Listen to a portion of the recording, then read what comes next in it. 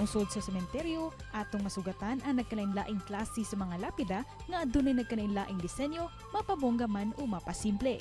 Adunay uban nga gibutangan og litrato ug aduna pod mabulukon ang kolor. Apan taliwa sa kaanindot sa mga lapida, kumusta kaha ang kahimtang sa mga nagbuhat ini ug kung kumusta usab ang ilang kinabuhi isip mga lapida maker. Karong buntaga, atong sayran ang istorya ni Linda Abadihas, kinsa usa sa mga labing dugay nga mga lapida maker sa Dakbayan sa Subo, particular na sa Careta Cemetery, dinilang sa GMA Regional TV Live. Banato karong buntaga usa sa mga dugay na yun mang himuay og namaligya og lapida. Kumusta ang ilang negosyo? Ma'am Linda Abadihas. Maayong buntag, Ma'am Linda, ug welcome sa programa. May buntag sa ninyo. Kumusta ang kinabuhi, ma'am? Isip usa ka lapida maker. Aw. Sa ina nila nga panginabuhi, di na dyan minakapa-eskwela sa akong mga anak. Makakaon gyud og isa pito. Ya, magdepende sad kung makadawat, customer o dili ba. Pipila na katuig, ma'am, nga nagnegosyo og nagbuhat mo og lapida. Nganong kaniman ang inyong panginabuhian, Ma'am Linda? Dugay na kung pero sa una jud, caretaker ako ng mintiryo da, mang mantay ako ng mga lubong, mang limpyo. Dili na ko naka una-una og negosyo ani sa nagkadagan ako mga anak niya, wala milain gid nga choice nga makabuhi kami sa mong anak nga pagkidaghan na pa. Makatag mig mga maisang kaugmaon sad, ani lang ang panginabian. Nagpila pud, ma'am, sagad na inyong makita kaning mga peak season sa makarong panahon sa kalag-kalag o kung mga hinay nga mga panahon. Kung dili kanang season man nino, dili magangat ang kalag-kalag usay. Igor sa mi makakaon, makabayad sa mga utang. Dipindi ra manggod kay namo yung uban nga kanang naimingaw na asay. Nagkakita nga mga customer ka nga yan.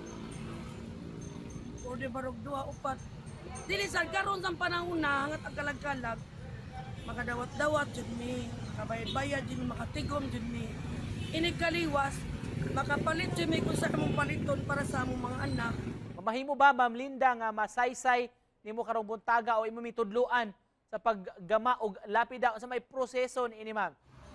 Sa una, pag bata-bata pa ko, apil ko guilty lani. Apil ko gabas ang mga litra. Karon kay nanam ko edad. So, ang ako ng mga anak mo na nagtrabaho. Sila na ang tanan mag-layout, mag-layout. Ako nila tigkuan sa mga customer ba, tubang ba. 130, no, pilay presyo ka. Ako may sweeto ni mga klase sa bato. Pilay kantidad na nila. Lisod-lisod yun. Labi na yun ang pagkanang gabas. Kay di lalim. Nakasuway yun po anak. Apan sa katong wala pay makina, Ma'am Linda, unsa may pamaagi sa paggama ug unsa nyo pagbuhat kining mga lapida? Kung palitan is stainless, kinamot pa man ginatod karon.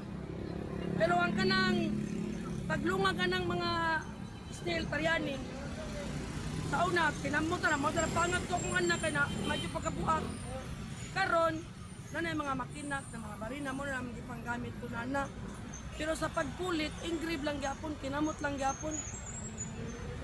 Dahil uban, kanang ilisir mo na siya mga mahal-mahal.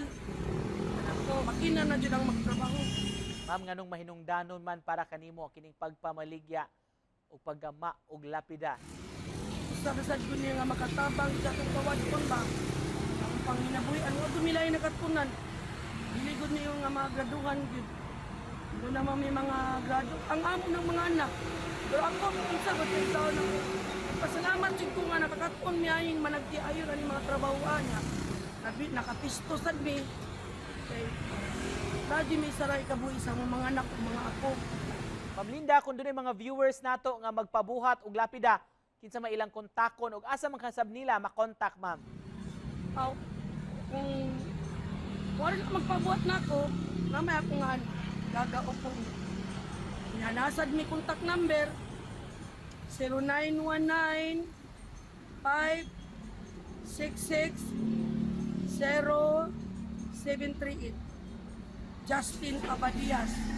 Isip pa na pos, Ma'am Linda, sa may mahatag nimong mensahe sa atong mga viewers karong buntaga. Aw, mara dili akong mensahe. Kami, mamuhatera ni lapida, kung na mo order, makahatag ni barato para sa inyo. Kung ari mo doon na mo, kay stake, makakuhaan din mga mahing trabaho para sa inyo. Ang servisyo may tinarong. Hindi mag-ilad-ilad sa mga customer. Ang talang ako ngan, gagaopon. Daghang salamat sa pag-uban kanamo karong buntaga Lapida Maker si Ma'am Linda. Thank you, ma'am. Salamat sa guys.